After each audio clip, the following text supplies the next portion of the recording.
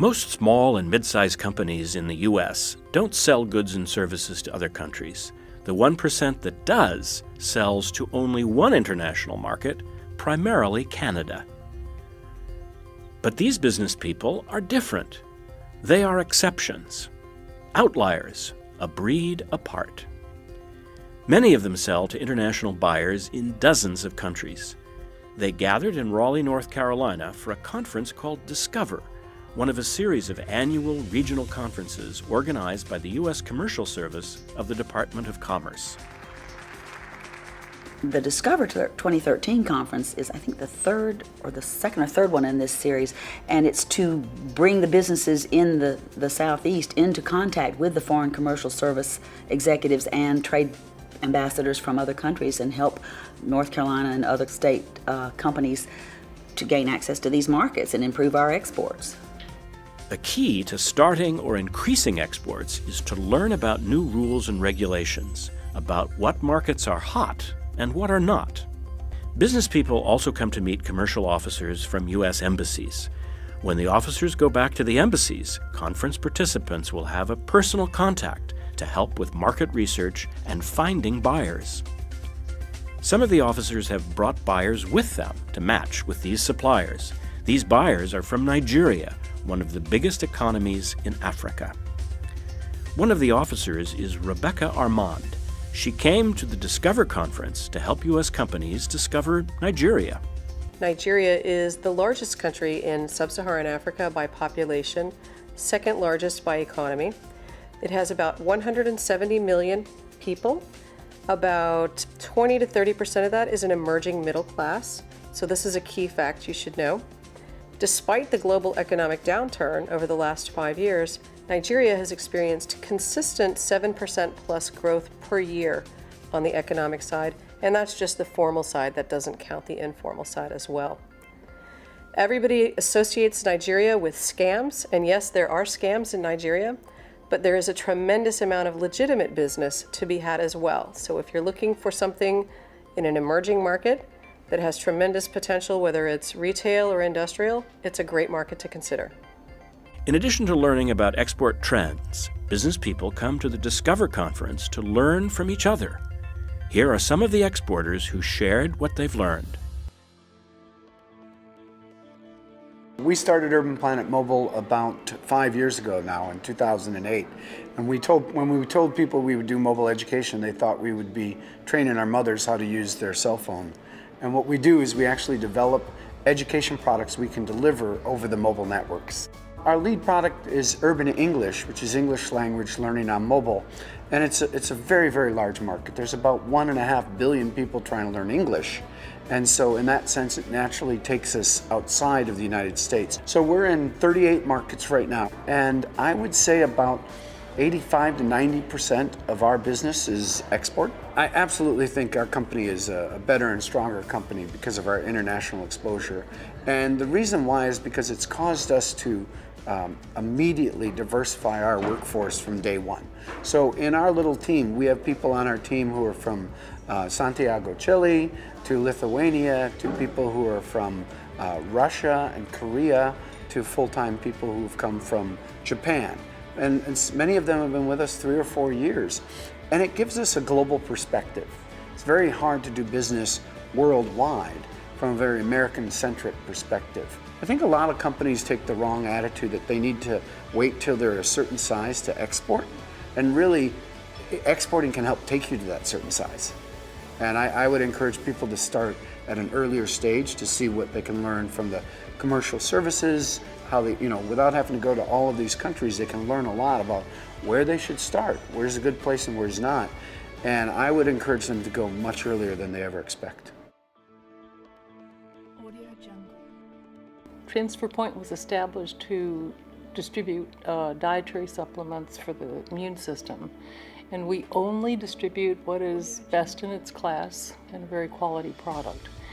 A majority of our sales is in the United States, although almost 30% of our sales now are international. We started by accident or by email communication with a very small country of Croatia, and then started to intentionally seek sales. but it isn't as expensive to do this as I thought it might be. We've done a lot of our communications and success with contracts without having to travel and without having to make the expense of a trip. So it's possible even for small companies. The U.S. Commercial Service has helped us by guiding us. Let's get specific in China. They have many regulations for the label, for packaging, for contents, and we wanted to verify that we were within those regulations going into the country. So they helped us do the translation of the label. They provided the information of what was required to be on the label. And the U.S. Department of Commercial Services also investigated the company that we were dealing with to verify that we were with a legitimate entity. It's a third of our sales, and it provides a stable, steady income. When we crashed in 2008, we didn't feel it, because as the U.S. currency crashed here, our sales went up, particularly in the EU, and because they were taking advantage of the currency fluctuation. So we were stable through that whole time period, and that was because of the international market.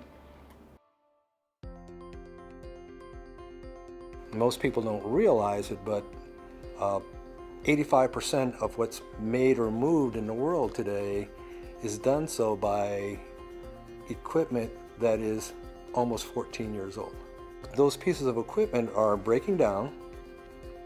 The manufacturers may be long gone or bought up by another company, and what is needed to support those electronics are no longer available readily. That's where we come in. The world's infrastructure, especially in developing nations, is in dire need of being improved, but unfortunately they don't have the financial wherewithal to do that. So we have the capability of helping them to maintain the equipment that they currently have. And what we always try to do is reinvent ourselves to lower our costs. We're on our third generation of websites in 3 years. I have had 5 business cards in 2 years. So we're always looking at how we can improve ourselves and make ourselves better. They have been very instrumental in identifying places that we need to look at. And also Gold Key services. We just, as I mentioned, we just came back from China this past week, and that was partially done through a Gold Key, in which we met 2 of the major manufacturers of cell phones in China, and as a matter of fact, in the world, and had very successful one-on-one meetings with them to the point where a relationship is forming. So they have been very instrumental in helping us in a myriad of ways. About 2.5 years ago, we were in 10 countries, doing business in 10 countries.